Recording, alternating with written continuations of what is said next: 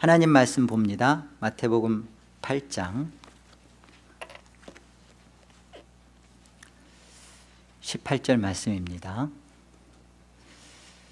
예수께서 무리가 자기를 에워싸는 것을 보시고 건너편으로 가기를 명하시니라. 여기 18절 한 절 본문을 저희가 보는데요, 건너편으로 가라라는 것은 이제 저편으로 건너가라, 전혀 다른 쪽으로 가라는 예수님의 명령이십니다. 이 말은 지금 예수님을 통하여서 많은 무리들이 병나음을 경험하고 다 예수님께로 나왔어요. 예수님의 인기가 하늘을 찌를 듯 또 그를 향한 그 환호성이 높았던 이때 예수님은 이 무리들과 격리하여 분리하여서 무리들을 따로 하고 제자들을 다른 저편으로 건너편으로 옮기시는 것을 명하시는 것을 보게 됩니다. 왜 무리들은 예수님을 따르고자 했을까? 그리고 이런 무리들을 향하여 예수님은 왜 제자들을 분리시켰을까? 그 의미를 한번 생각해 보세요. 지금 무리들이 예수님을 따르고자 하는 그 목적은 자기들의 원함을 보았기 때문에 그래요. 자기들의 기대치가 있었는데 저 예수라는 사람을 따르면 내 기대치와 내 소원이 이루어질 것 같아서 지금 예수님을 따르는 것입니다. 이에 대해서 예수님은 저들의 기대치를 뒤로 하고 예수님이 정말 이 땅에 오신 목적이 무엇인지를 분명히 하시는 거죠. 이것이 제자들을 저들로부터 분리시키는 모습입니다. 예수님이 이 땅에 왜 오셨다고 여러분 생각하세요? 굉장히 그 원초적이고 기본적인 신앙의 점검입니다. 예수님이 이 땅에 오신 것은 저와 여러분의 뜻을 이루어주고 기대를 부합시키려고 오시지를 않으셨어요. 그럼 예수님이 왜 오셨는가? 예수님이 오신 목적은 분명합니다. 하나님의 뜻을 이루시려고 오셨어요. 그렇기 때문에 우리 안에서 벌어지는 것은 이 끊임없는 기독교라는 신앙 안에서도 내 원함과 하나님의 원함과 이 불일치되어 있는 신앙의 모습, 이것을 발견해야 돼요. 그리고 이 내 원함과 하나님의 원함이 다름 속에서 우리는 예수님을 믿는다고 하는데 여전히 예수님을 따르는 자는 아닌 거예요. 지금 예수님을 무리들은 믿는다라고 하고 따른다라고 하는 모습을 갖습니다. 그러나 예수님은 자기 원함을 갖고 예수를 믿고 따르겠다라는 이들과 전혀 다른 모습을 보여주시는 거예요. 너희는 나를 원하지 않는다. 너희는 내가 이 땅에 온 목적과 다르다. 너희가 나를 따르려는 목적은 내가 온 목적과 다르다. 이걸 가르쳐 주는 겁니다. 우리 요한복음 6장을 한번 가보죠. 하나님 말씀 요한복음 6장. 요한복음 6장의 내용은 오병이어 사건의 정확한 참 의미와 뜻이 무엇인지를 설명해 주시는 말씀이에요. 단순히 떡 5덩이와 물고기 2마리로 장정 5,000명 또 함께한 사람들까지 도합하면 2만 명가량을 먹이고 12바구니를 남겼다. 그 기적의 놀라움을 지금 설명하는 것이 아니라 그 오병이어 사건의 기적이 지시하는 바, 의미하는 바, 참 목적이 무엇이었는가를 예수님이 6장에 걸쳐서 지금 다 설명하시는 겁니다. 자, 6장 우리 13절 말씀 보세요. 이에 거두니 보리떡 5개로 먹고 남은 조각이 12바구니에 찼더라. 그 사람들이 예수께서 행하신 이 표적을 보고 말하되 이는 참으로 세상에 오실 그 선지자라 하더라. 그러므로 예수께서 그들이 와서 자기를 억지로 붙들어 임금으로 삼으려는 줄 아시고 다시 혼자 산으로 떠나가시니라. 오병이어 사건을 통하여서 놀라운 배부름을 경험한 무리들은 이 예수를 따르면 정치적으로, 경제적으로, 현실적으로 문제가 해결되겠다. 임금을 삼아서, 왕을 삼아서 나의 궁핍함, 그리고 나의 그 피곤함, 또 민족의 당면한 현실의 구국의 문제, 이런 것들을 저 예수, 저 사람이란만 있으면 되겠다라고 지금 생각하여서 예수님을 임금 삼으려는 것입니다. 놀라운 기적을 보았으니까요. 근데 예수님은 이 놀라운 기적 속에 담긴 의미를 모르는 자들을 뒤로 하십니다. 저들에 대하여 관심이 없으세요. 그래서 예수님은 피하여 산으로 피하시고 건너편으로 건너가십니다. 그 건너편으로 건너가셨는데 여기까지 무리들이 쫓아와요. 자, 25절인가요? 보죠. 25절 보시면 바다 건너편에서 만나 랍비여 언제 여기 오셨나이까? 무리들이 묻는 겁니다. 26절 예수께서 대답하여 이르시되 내가 진실로 진실로 너희에게 이르노니 너희가 나를 찾는 것은 표적을 본 까닭이 아니요 떡을 먹고 배부른 까닭이로다. 여기 표적은 세메온 해서 영어로는 사인이에요. 여러분, 우리가 어디를 가려면 하이웨이를 갈 때 사인판을 보고 가죠. 사인판 없이 가면 늘 어려움을 겪어요. 남성들이 좀 방향 감각이 있어서 동서남북 안다고 해서 사인판 무시하고 가면 낭패를 보죠. 늘 이 표적이 의미하는 것은 이것이 다만 기적으로 끝나는 것이 아니라 이 오병이어의 놀라운 기적 속에 어떠한 것을 지시한다는 거예요. 가르치는 게 있다는 거예요. 그 가르치는 게 뭐냐? 오병이어 사건이 가르치는 바는 예수 그리스도가 떡이 되어서, 참떡이 되어서 이렇게 뜯기워진다는 겁니다. 십자가에서 그분의 살이 찢기워지고 못 박힘을 당하고 피를 쏟음으로 이것을 통하여서 이 하나님의 자기 백성들을 다 구원하시는 12바구니를 남기는 모습이 그런 거예요. 하나님의 자기 백성들을 충분히 구원하고도 남는다. 그 무엇이? 오병이어가 그 모든 참여했던 사람들을 먹이고도 남겼던 것처럼 예수 그리스도의 십자가의 죽으심이 자기 백성을 다 구원한다는 것입니다. 이것을 보여준 것이 오병이어 사건의 기적의 표식이었어요. 목표였어요.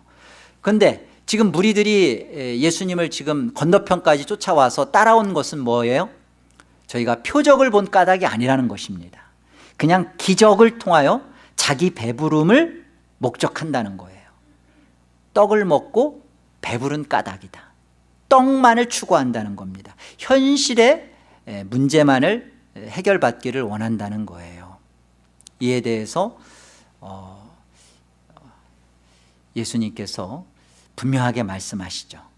우리 27절을 우리 같이 한번 합독해 보겠습니다. 27절, 자 함께요. 썩을 양식을 위하여 일하지 말고 영생하도록 있는 양식을 위하여 하라. 이 양식은 인자가 너희에게 주리니 인자는 아버지 하나님께서 인치신 자니라. 내 원함을 갖고 예수를 따르는 자들은 표적을 보지 못한 자예요. 떡만 먹고 배부른 자들이에요.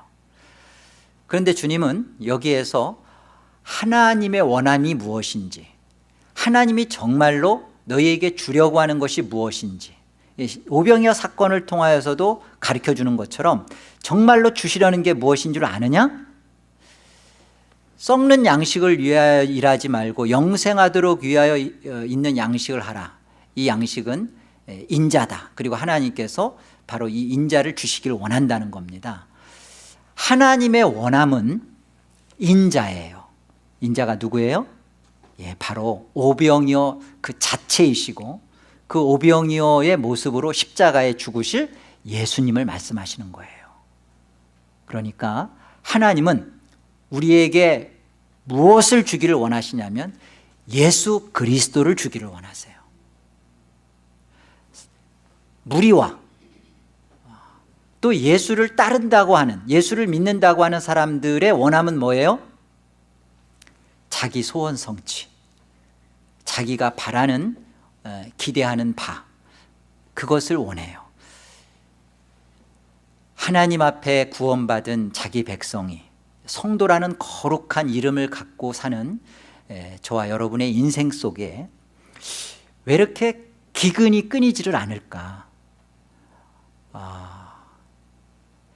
가뭄이 들고 흉년이 찾아들고 어려움이 끊이지 않고 내 인생 속에 파도처럼 쉬지 않고 밀려 들어오는 이유는 뭘까? 나는 하나님의 자녀이고 예수를 믿고 있고, 그리고 나는 세상을 사실은 바라보고 따라가기보다는 하늘을 바라보고 따라간다고 하는데 왜 자꾸 내 인생 속에 기근이, 고난이라는 것이, 역경이라는 것이 내 삶 속에 떠나질 않고 계속 찾아들까?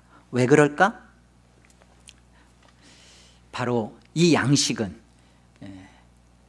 인자가 너희에게 준다는 겁니다. 이 인자는 하나님 아버지께서 인친자라는 것입니다.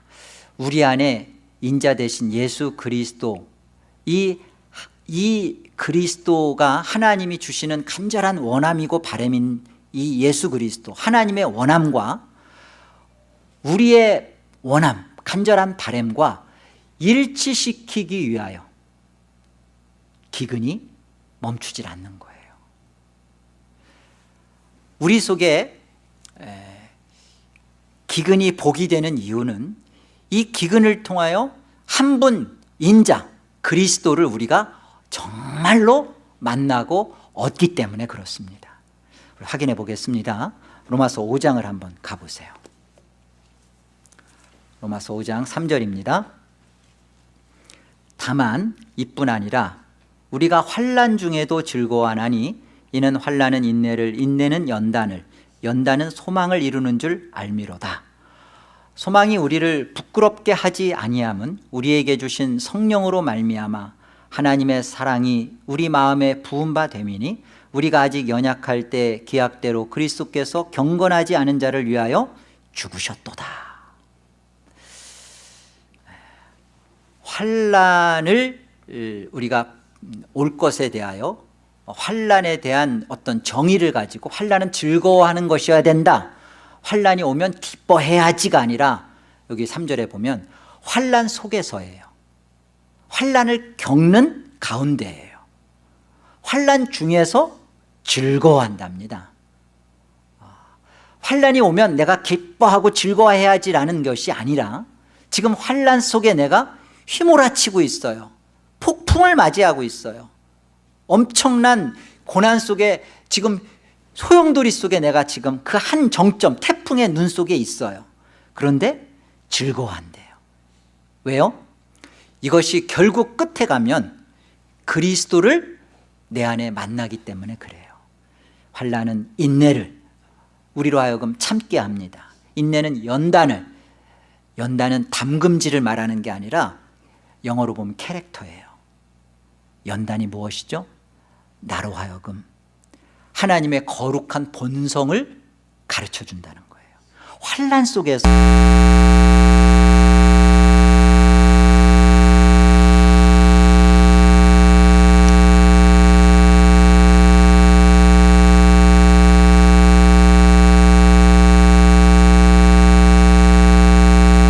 버텨야 돼요. 견뎌야 돼요. 인내예요. 근데 이 인내는 거기로 멈추는 게 아니라 우리를 어떻게 해요? 거룩한 하나님의 자녀의 본성을, 하나님의 속성을, 하나님의 백성의 거룩한 성품을 인내를 통하여 배우게 하는 거예요. 그 연단은 어디로 가게 한다고요? 소망. 누가 보이는 소망을 바라리요. 보이는 소망은 그건 참 소망이 아니에요. 보이지 않는 소망, 진정으로 보이지 않는 소망, 하늘의 소망, 영원한 영원의 소망, 그것을 보게 하는 거예요. 그것을 갖게 하는 거예요. 환난 속에서 인내를 통하여 하나님의 거룩함을 입게 하여서 하늘을 소망하고 바라고 그것을 기다리게 하고 거기에 목적을 두게 합니다. 그런데 이 참 소망, 바라는 참 소망이 무엇이에요? 우리가 연약할 때 성경에 약속하신 대로 그리스도께서 우리의 죄를 위하여 죽으셨도다.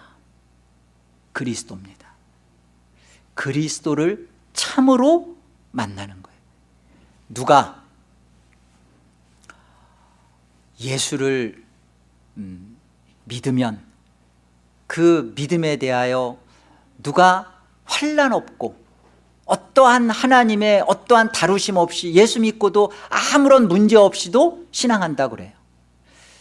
그런 신앙을 여러분이 지금까지 해왔다면 오늘 주님께서 무리와 제자를 분리하십니다. 제자들에게 너희는 저 무리들과 같은 마음으로 나를 따를 수가 없다 그러는 거예요. 현대교회는 그렇게 가르치질 않아요. 이 예수가 이렇게 능력이 있고 이 예수가 우리 인생의 복이고 이 예수가 하늘의 천국을 가져다 주니까 여러분은 이 예수와 함께 있으면 됩니다. 그 예수를 따라가면 됩니다. 자기 소원과 자기의 바람과 자기의 기대를 가지고 예수를 따라가도록 그것이 예수를 믿는 것으로 소개하고 가르쳐요. 그런 교회는 사실은 문전성시를 이룰 만큼 번영한 신학을 추구하기 때문에 성도들도 물질적으로 또 수적으로 번영할 수 있겠죠.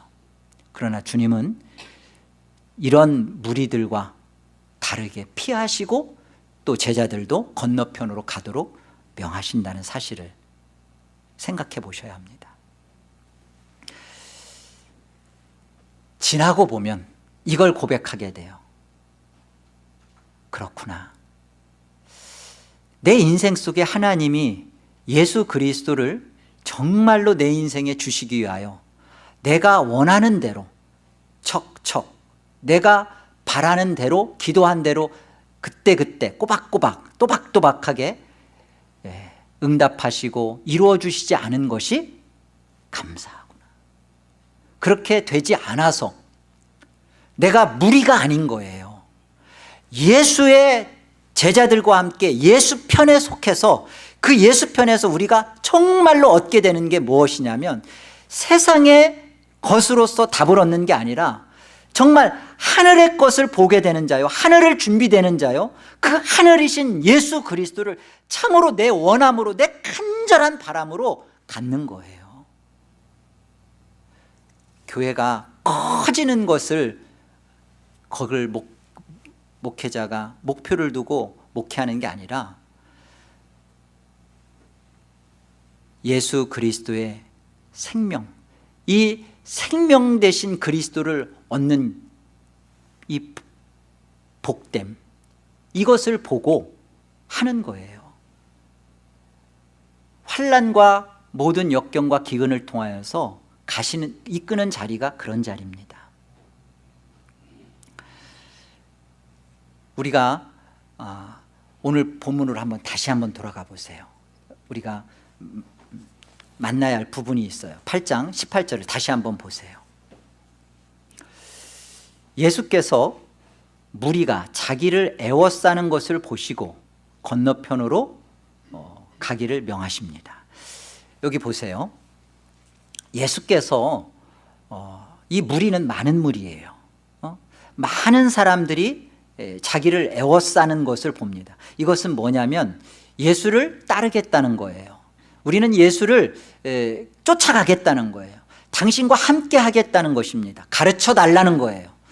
주님이 이들을 향하여서 복음을 다시 한번 설파하시고 그들에게 참된 하늘을 가르쳐 주시고 그러지 않으세요. 굉장히 수가 많잖아요. 근데 이 많은 무리들을 천국 백성을 만들어내겠다는 주님의 의지가 없으세요. 주님은 그런 뜻을 전혀 비추지 않으십니다. 그리고 이들과 상관없이 아예 제자들을 딱 격리시켜 버리세요. 여러분, 우리가 교회에 속하고 있다. 또 내가 많은 교인들 속에, 큰 교회 속에 내가 있다. 거기에 가능성이 있고 거기에 내가 정말 가지고 있는 복음이 진짜 참 나는 복음을 갖고 있다. 그렇게 오해해서는 안 됩니다. 내가 주님은 수에 관심 없으세요. 주님은 우리에게 정말 관심 두는 것은 우리 속에 원하는 바가 뭐냐는 거예요. 그리고 하나님이 정말 그 예수님 자신을 목적하며 예수님 자신을 원하며 예수님 자신을 바라는 자기 백성을 주님은 목적하시는 거예요. 여러분, 교회를 왜 오세요? 여러분 솔직히 한번 여쭙고 싶어요. 제가 여러분 교회 왜 나오세요? 여러분이 교회 나오는 이유가 기복신앙은 아니다라고 다들 얘기해요. 근데 기복신앙은 아니라고 하는데요, 여러분이 교회 나오는 모습을 보면 예수님을 믿는 것과 예수님을 따르는 것과 다른 모습을 보게 돼요. 참 복음은 예수님을 믿는 것과 예수님을 따르는 것과 절대 분리시키지 않습니다. 지금 많은 무리들은 예수님을 따르겠다고 해요. 그런데 예수님은 이 무리들에겐 관심 없어요. 왜요? 이들은 예수님을 따르려는 데 있어서 속에 은큼한 자기 속내를 갖고 있거든요. 이런 사람들은요, 예수님을 믿고 따르는 것처럼 보이지만 결코 따르지 않습니다. 결코 고난을 통하여 환난을 기뻐하며 그 속에서 하나님 나라의 거룩한 본성을 연습받질 않아요. 흉내만 내요. 모양만 갖춰요. 거기에서 진정한 하늘의 소망을 바라지도 않고 하늘을 본 적도 없어요. 그런데 왜 교회에 온다고요? 네, 그것이 무리예요. 주님은 이 무리들에게 관심 없습니다. 우리로 하여금 복음은 정직합니다. 복음은 정직해요. 그렇기 때문에 우리도 정직하게 답변을 해야 돼요. 내가 예수님을 믿는다는 것이 내가 예수님을 따르는다는 것과 이게 불일치돼서는 성립될 수 없는 거구나. 나는 정말 이 현실 복음을 갖고 현실 속에서 내가 원하는 것, 내가 기대하는 것, 내가 추구하는 것을 보상받고 답을 받는 그런 현실의 복음을 내가 갖고 있다면 그건 무리다. 나는 그러면 무리였다. 나는 정말 천국의 복음을 원한다. 천국 복음이 뭐예요? 우리가 이 마태복음 산상설교를 시작하면서 이 산상설교와 또 주님이 산 아래로 내려오셔서 산 아래에서 기적을 행하면서 가르치시는 내용과 이 모든 것이 어떻게 되어 있냐면 인클루지오 구조로 되어 있어요. 좀 굉장히 유식한 말로 말하자면 수미 쌍관이라고 해요. 머리와 꼬리로 이것을 이렇게 가로 속에 두고 있어요. 자, 무엇이 머리고 무엇이 꼬리냐면 마태복음 4장 23절이 머리예요. 예수께서 갈릴리 지역을 두루 다니사 회당에서 가르치시고 천국 복음을 전파하심에 병든 자와 그리고 약한 자들을 고치셨다. 그렇게 시작을 하고 마태복음 5장이 시작돼요. 그리고서는 그 마지막에 마태복음 9장 35절에 가면 똑같이 주님께서 온 마을을 두루 다니시고 회당에서 가르치시고 천국 복음을 전파하시고 병든 자와 약한 자들을 고치셨다. 자, 요 두 똑같은 이 수미 쌍관 속에 그 안에 가로 속에 담긴 내용은 같은 거예요. 이 같은 것은 어떻게 되어 있냐면 이제 5장, 6장, 7장이 산상입니다. 산 위에서 주님께서 가르치신 거예요. 그 가르치신 내용의 결론 무엇이냐면 하나님 나라와 하나님의 의예요. 너희가 서기관과 바리새인의 의보다 더 낫지 아니하면 결단코 천국에 들어갈 수 없다. 이 자기 의가 아닌 하나님의 의, 그리고 하나님 나라를 우리가 먼저 구해야 되는 인생인 것을 산 위에서 주님은 말씀으로 가르쳐 주셨어요. 그리고 이제 주님이 산 아래 내려오셔서 이 하나님 나라와 하나님의 의의 실제적인 모습을 보여주는 겁니다. 하나님의 의가 뭐냐? 자기 부인, 자기 부정, 자기 십자가를 지는 거 하나님의 의요. 하나님의 나라가 뭐냐? 하나님 나라의 참 모습은 이 가치가 바뀐 자로서의 무리가 아닌 제자의 삶, 혈육이 아닌 하늘의 관계, 혈육의 관계, 혈육의 가족 관계가 아니라 하늘의 혈육, 하늘의 생명으로 연결되어 있는 관계다.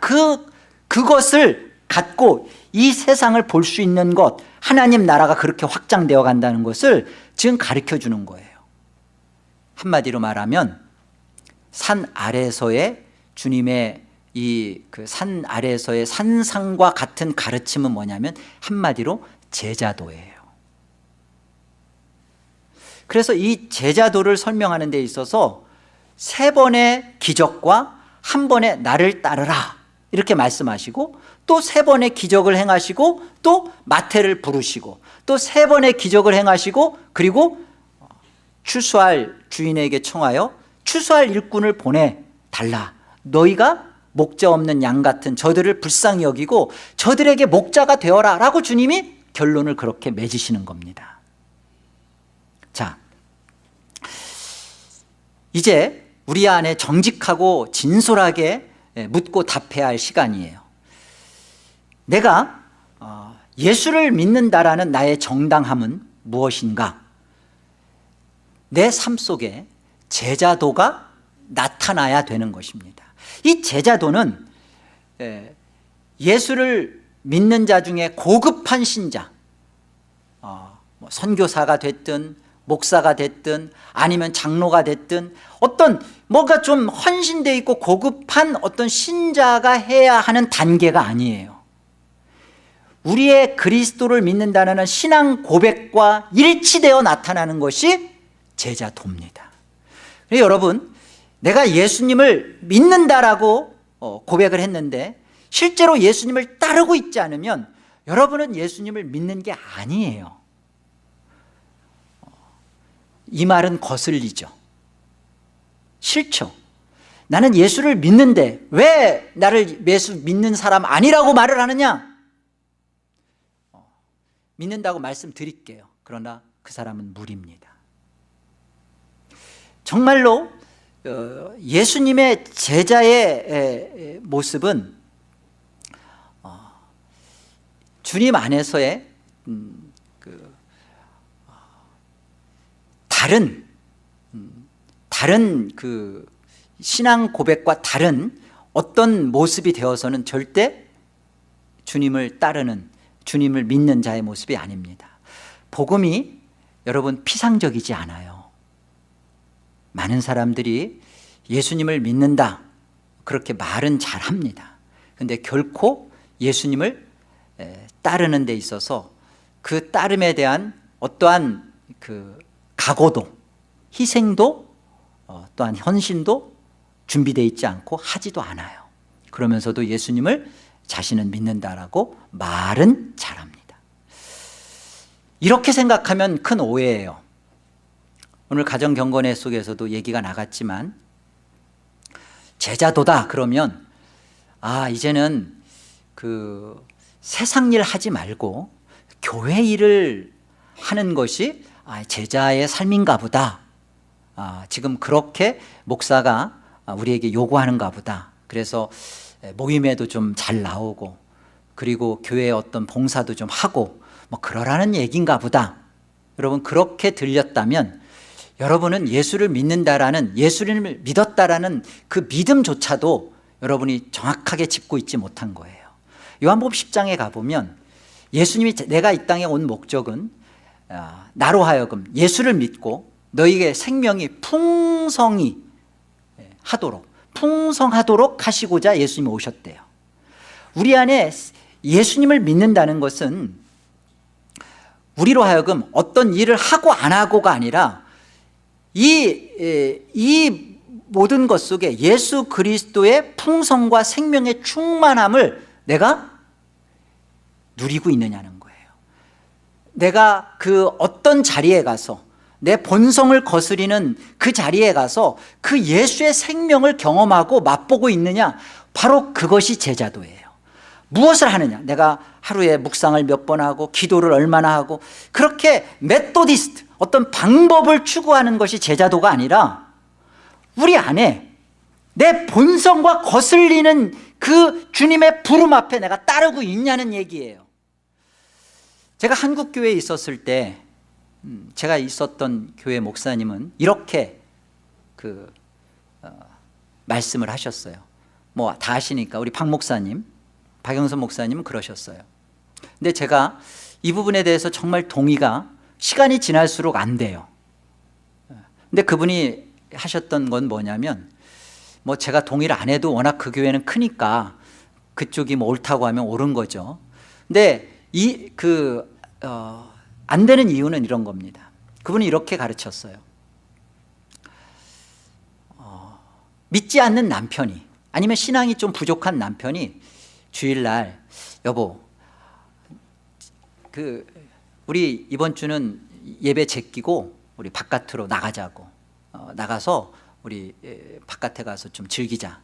그러면 제발 와이프 된 여자들이요, 남편과 거기서 바가지 긁고 싸우지 말고, 뭐 신앙이 없는 이 원수요, 이 사탄이요, 뭐 이러지 말고 그 남편 말대로 바깥에 나가서 즐기고 그러고 오라고. 그래도 하나님은 은혜로우셔서 거기 지옥 보내지 않는다고. 하나님이 다 충분하고 하나님이 다 기다리신다고, 괜찮다고. 근데 이것이 문제가 되는 것은요, 우리 하나님은 그러세요. 하나님은 절대 주일날 예배 한번 빠지고 바깥으로 가는데 갑자기 타이어에 펑크나 트리고, 그리고 갑자기 뭐 낚시에 던졌는데 자기 목 껴서 목 날아가고 뭐 그렇게 하시는 하나님 아니에요. 하나님은 절대 그런 분 아니십니다. 하나님은 그냥 무한하신 분이에요. 그냥 하나님은 조급하지 않으세요. 그러신 분이에요. 그렇기 때문에 여러분들이 그 하나님을 어떤 때는 경홀히 여기는 경우가 많아요. 그렇지만 우리 하나님은 절대 그 일에 대하여, 하나님은 거기에 대해서 무슨 심술 굳게 무슨 방해를 절대 그렇지 않으십니다. 문제는 뭐죠?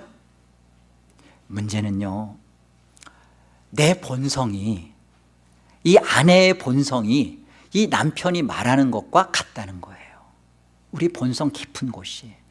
그걸 거부하고, 내가 은혜가 안 될 것 같고, 내가 몸도 아프고, 그런데 내가 예배에 와 앉아야 되는 것에 별로 도움도 안 될 것 같은 이 싸움을 싸우는 거, 그게 몸이 왔다는 어떤 내 안에서 형식을 이루는, 그게 제자도가 아니라 내 본성을 거스리는 거예요. 그게 그 사람한테 환난이고 자기 부인인 거예요. 그래서 와서 하나님 앞에 내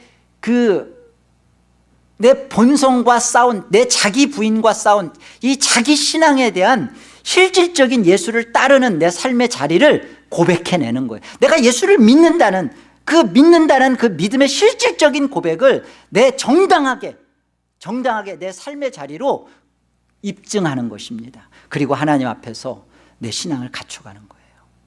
여러분, 한국 교회에 기독교 복음이 온 지 이제 130년이 됐어요. 참 그 기간 동안에 저와 여러분이 은혜를 입어서 여기까지 우리가 복음을 받은 것입니다. 근데 처음에 선교사님들이 와서 복음을 전했을 때 주로 종들, 그리고 여성들이 주로 복음을 처음에 받아들였어요. 아내들이 집에 남편이 와보면 아내들이 예배당에 가 있고, 그러니까 남편들이 그 꼴 보기 좋았겠어요. 때리고 막 걷어차고, 심지어는 아내 머리까지 그냥 다 깎아서 삭발 만들고. 이것은 한국 교회사에 실제로 있는 내용들이에요. 자, 그러면 그 아내들이 어떻게 했어요? 우리의 믿음의 어머니들이 어떻게 했어요?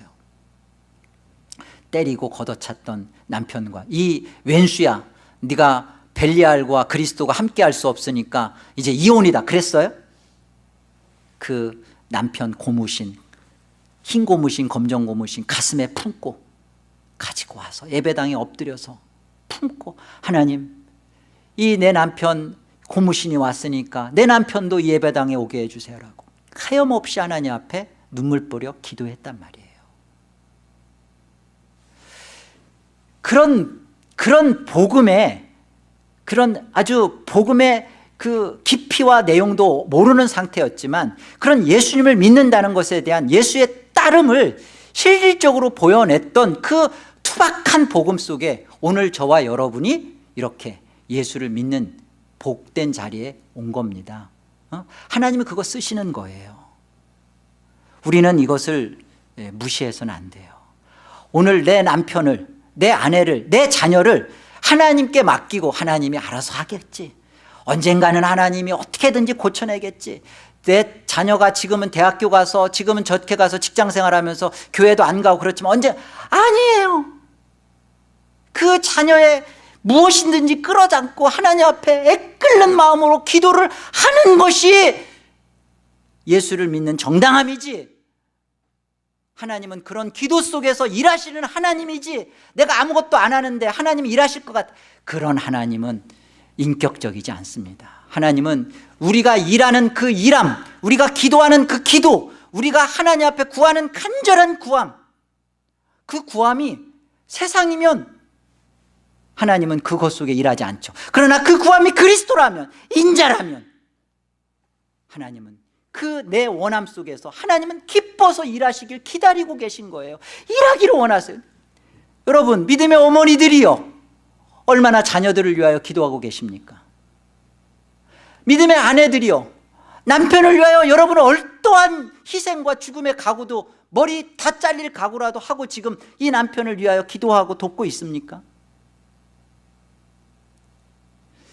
우리는 우리 신앙에 있어서 나의 정당한 신앙의 모습이 무엇인지를 하나님 앞에 정직하게 돌아보아야 합니다. 만약에 여러분이 예수님을 믿는다는 것과 예수님을 따르는 것을 같은 것으로 보고 있지 않다면 지금 우리가 만나는 이런 본문은 성경에서 여러분은 이건 성경이 아니다, 성경을 읽을 때 이런 본문은 여러분은 영접할 수가 없어요. 자, 어떤 본문인가 봅시다. 누가복음 14장을 한번 가보세요. 여러분이 과연 예수님을 믿는다라고 하는 그 고백이 이 말씀을 받을 수 있으면 믿는 게 맞아요. 자, 보세요. 누가복음 14장 우리 25절부터 27절까지 같이 한번 합독합니다. 함께요. 수많은 무리가 함께 갈새 예수께서 돌이키사 이르시되 무릇 내게 오는 자가 자기 부모와 처자와 형제와 자매와 더욱이 자기 목숨까지 미워하지 아니하면 능히 내 제자가 되지 못하고 누구든지 자기 십자가를 지고 나를 따르지 않는 자도 능히 내 제자가 되지 못하리라. 여러분, 제자 그러니까 좀 남다른 사람처럼 보이죠? 누가복음에서 말하는 제자는 이꼴 신자예요.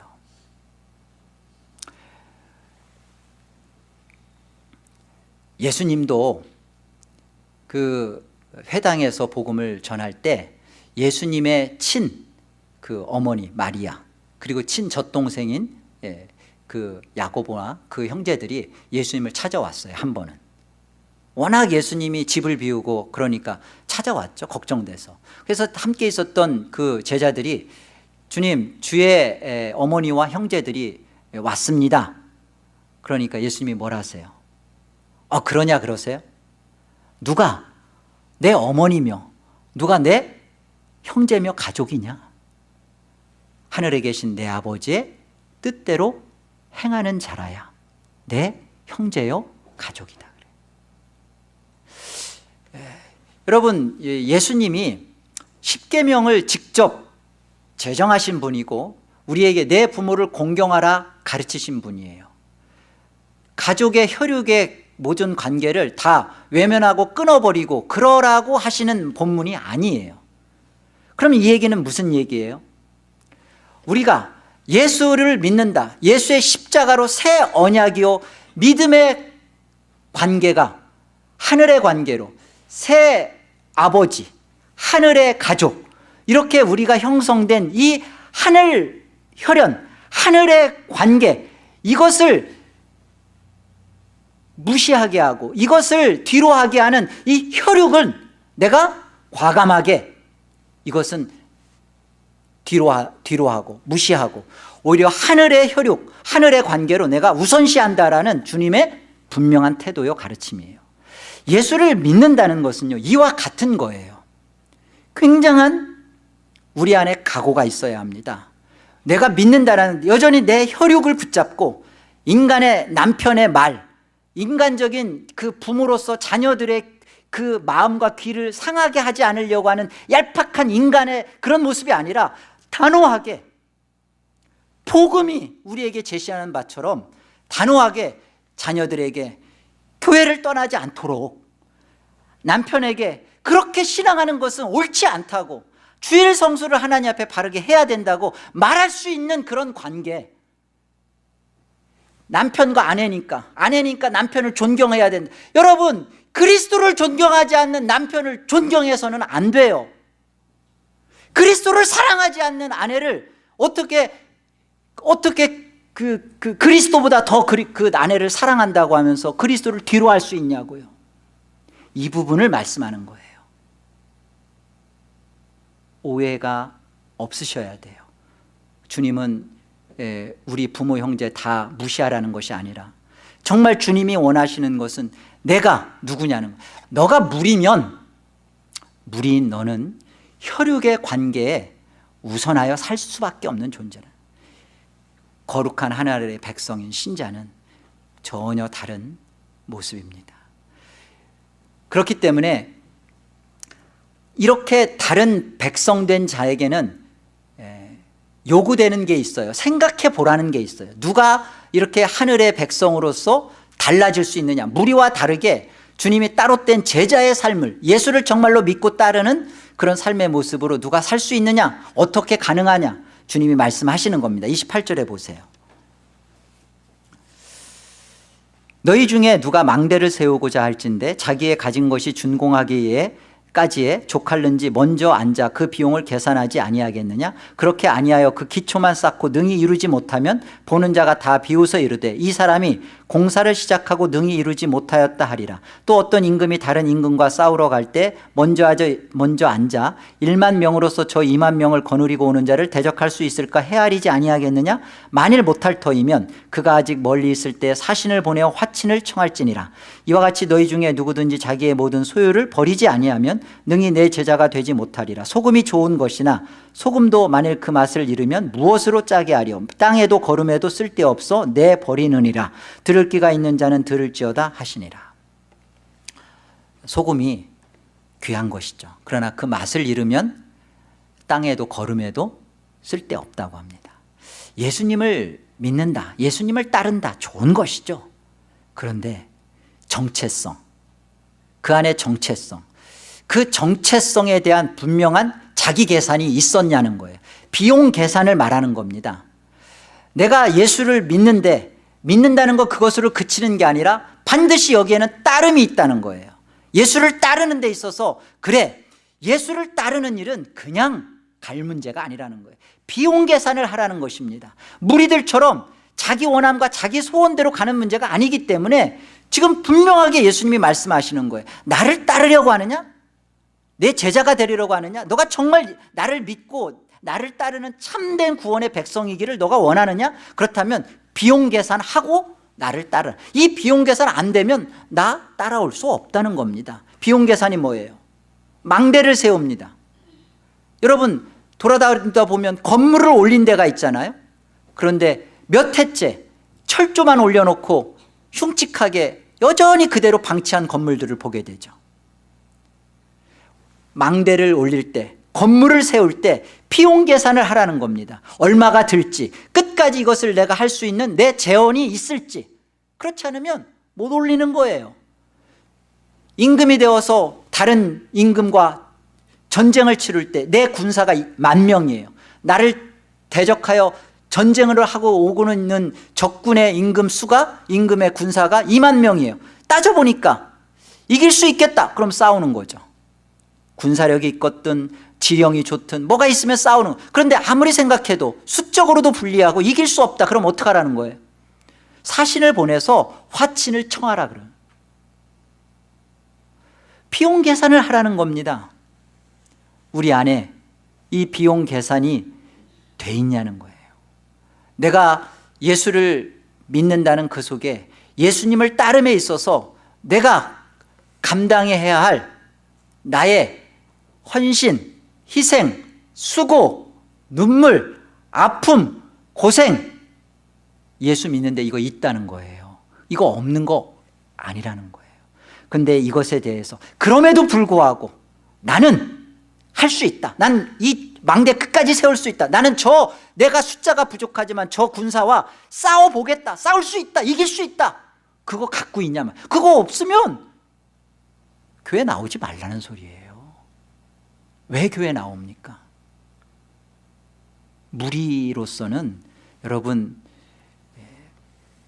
많은 사람이 그래도 구원 받았습니다라고 얘기할 수 있을지 몰라도 여러분 속에 정직하게 내가 예수를 믿는데 예수의 따름에 대한 나의 구원에 대한 기쁨, 이 싸움에 대한 각오가 되어 있는 이 희생에 대한 기쁨, 환난 속에서도의 이 즐거움이 없으면 그것을 없이도 무리들을 만족시켜주는 그런 교회로 가세요. 그것이 여러분들의 정확한 신앙의 모습이어야 합니다. 화친을 청하라 그러잖아요.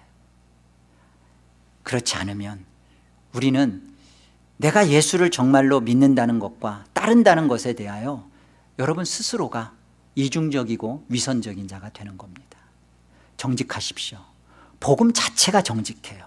근데 여러분은 왜 정직하지 않으세요? 굉장히 부대끼실 겁니다. 그러나 돌아보셔야 합니다. 네, 다음 주부터 큰일 났어요. 올 분이 몇 분 안 계신 것 같아요.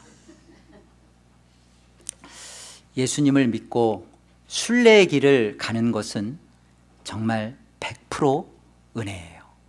그리고 이 은혜에는 하나님이 주신 믿음이 있기에 가능한 겁니다. 자, 한 걸음만 조금만 더 생각해 보자고요. 하나님이 주시는 이 100%의 은혜요 믿음은 그냥 가만히 있어서 그냥 내 것이 되는 일이 결코 그렇지 않아요. 여러분, 이 거룩한 순례의 길, 믿음의 천성의 도성을 가는 이 길은 하나님이 은혜로 나를 부르시고 믿음을 주셨기에 가능한 겁니다. 그런데 이 믿음이 내 안에 실제요, 내 것이 되는 사람은 이것이 내 것이 되는 일에 있어서 비용 계산을 하며 심각한 고민을 통해서 그 믿음이 내 것이 된 거예요. 어떠한 그 고민도 없이, 어떠한 비용 계산에 대한 어떠한 나의 각오도 없이 그렇게 그 순례의 길을 가고 있다?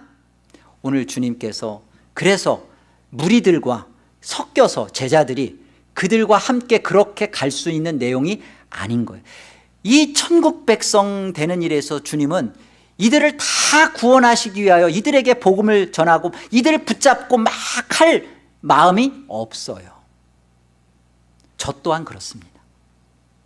교회가 수가 늘어나서 교회 수를 키우는 일에, 왜냐하면 저는 주님을 따르고자 하기 때문에 정말 주님의 말씀처럼 제자들처럼 정말로 예수를 믿는 데는 예수님을 따르는 데 있어서 정당한 희생과 각오와 정말 이 모습으로 하겠습니다라는 그들에게 하나님의 복음을 복음답게 전해야죠. 여러분, 뭘 원하세요? 여러분, 정말로 가까운 많은 곳에 발에 채이는 게 교회예요. 우리의 신앙이 어떻게 해야 되는지 제가 다 말을 안 씁니다. 여러분들의 신앙의 모습에 대해서 왜 그렇게 하십니까? 라고 말하지 않아요. 말하면 여러분들은 다 상처를 받기 때문에. 하나님 앞에서 여러분의 신앙을 여러분이 스스로가 정말로 내가 무리인지 제자인지, 나는 정말 주님을 따르는 자로서 예수를 믿고 있는지 정직하고 진실하게 하나님 앞에 서셔야 됩니다. 직장에서, 가정에서, 교회에서 여러분이 이 예수님을 따름에 있어서 비용을 계산하고 희생을 치름에 있어서 내가 그토록 원하고 즐기는 것이 방해가 된다면 그거 놓아야 되는 거예요. 여러분이 하나님 앞에서 내 본성과 거슬리며 하나님 말씀 앞에 몸부림치며 사는 기도 시간, 말씀에 대한 순종의 시간을 빼앗는 그 어떤 것이 있으면 그거 버리셔야 된다고요. 돈이 잘 벌리십니까? 그러면 그 돈 버리고 하나님 앞에 예배 자리하는 그 예배를 소망하시고, 예배를 뺏어가는 돈, 명예, 그거 버리셔야 된다고요. 즐거움, 내 건강을 챙겨주는 그 어떤 즐거움들, 그거 포기하셔야 된다고요.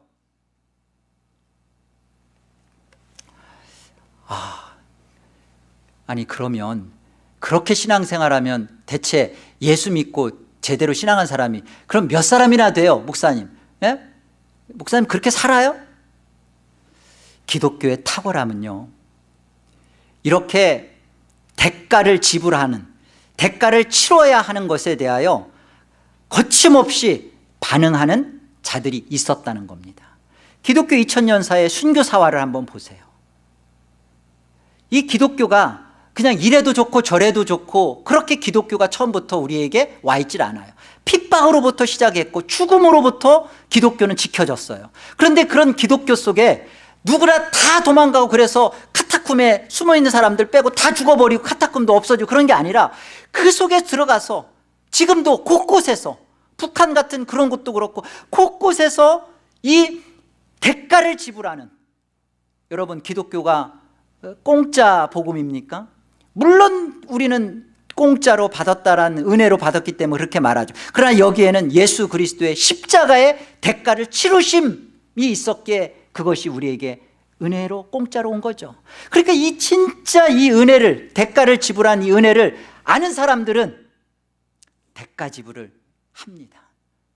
내가 만난 이 복음에 대해서 내가 주님을 따르는 데 있어서 이 대가를 지불하는 것에 대해서 옳다 반응을 하는 겁니다. 이게 기독교의 탁월함이에요. 다 떠날 것 같죠. 무리들이 떡을 먹고 배부른 까닭이라, 그리고 그 무리들을 떠나고, 그러니까 제자들도 다 떠날 거죠. 너희도 가려느냐? 주여 영생의 말씀이 여기 계시오매 우리가 네게로 가오리까. 남는 자가 있다니까요. 그 남는 자를 위하여 예수님은 죽으신 것이고, 그 남는 자가 내가 하늘을 가진 자의 기쁨, 이게 구원이구나, 이게 영광의 즐거움이구나, 이것 때문에 환난이 닥치고 이 속에서 내가 그걸 닦는 거, 이거 기뻐하고 즐거워하며 하늘을 바라보며 거룩한 본성을 습득하며 진짜 예수 그리스도를 소망하고 얻는 거예요. 여러분 이것이 진짜 기독교입니다. 에덴 장로교회가 여기까지 오는 데는 여러분 그냥 알아서 왔겠지, 아니에요. 정말 하나님 앞에 헌신한 자가 있습니다. 혜택을 받아, 지금도 교회에 있는 대부분의 분들이 좋은 말씀 듣고 그냥 혜택 받기 위해서, 아니요, 그렇게 신앙해서는 안 돼요.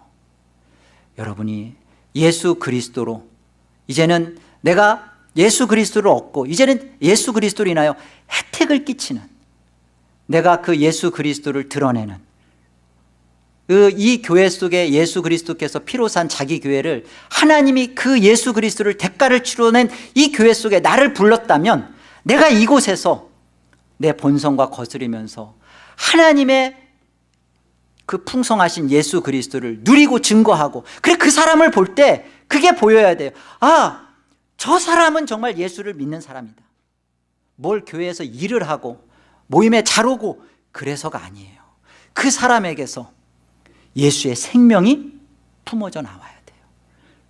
그런 교회로 자라기를, 이루어지기를 바라고, 여러분들이 정말로 이 땅에서 환난 속에서 즐거워하는, 희생에 대한 각오가 준비되어 있고 주님을 따를 준비가 되어 있는, 따르고 있는, 그래서 정말 예수를 믿는 참다운 고백으로 일치되는 진짜 신자들이 되기를 정말로 열망합니다. 기도하겠습니다.